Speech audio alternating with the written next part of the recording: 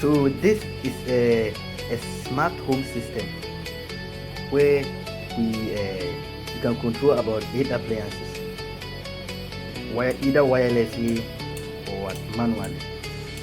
So as you can see here, so I can switch on these appliances from my phone at the same time, switch them off from here.